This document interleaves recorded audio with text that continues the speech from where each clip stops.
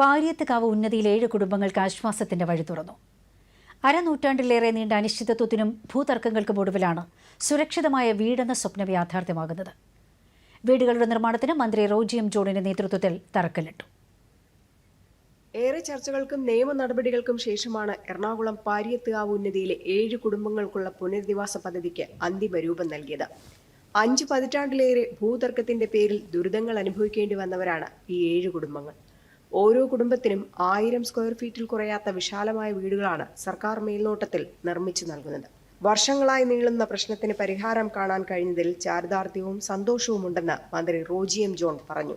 നിശ്ചയിച്ച സമയത്തിന് മുമ്പ് തന്നെ വീടുകളുടെ നിർമ്മാണം പൂർത്തിയാക്കി കുടുംബങ്ങളെ പുനരധിവസിപ്പിക്കുമെന്നും മന്ത്രി വ്യക്തമാക്കി. ഒരു വർഷത്തിനുള്ളിൽ ഈ പ്രശ്നത്തിന് പരിഹാരം കാണും, അല്ലെങ്കിൽ ഒരു 10 മാസത്തിനുള്ളിൽ ഈ വീടുകളുടെ നിർമ്മാണം പൂർത്തീകരിക്കണം എന്നുള്ളതായിരുന്നു.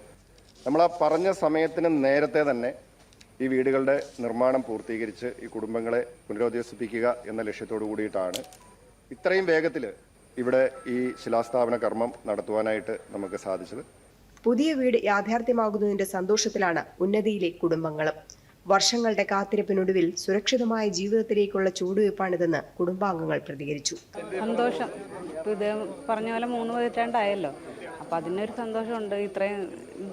ഇത്രയുമായിട്ട് തീർന്നതിൽ ഒരുപാട് ബുദ്ധിമുട്ടുണ്ടായിരുന്നു. അപ്പോൾ അതൊക്കെ എന്തായാലും നമ്മളത് മനസ്സിൽ വെച്ചു. ഇനിയിപ്പോൾ അതൊക്കെ കഴിഞ്ഞു പോയ കാര്യങ്ങളാണല്ലോ. ഇപ്പം ഇതെങ്ങനെ തീരട്ടെ, അപ്പോൾ ആ ഒരു സന്തോഷമുണ്ട് ഇങ്ങനെ ഒരു തീരട്ടെ. നിർമ്മാണം പൂർത്തിയാകുന്നതുവരെ നിലവിലെ വീടുകളിൽ തന്നെ താമസിക്കാൻ കുടുംബങ്ങൾക്ക് അനുമതിയും നൽകിയിട്ടുണ്ട്.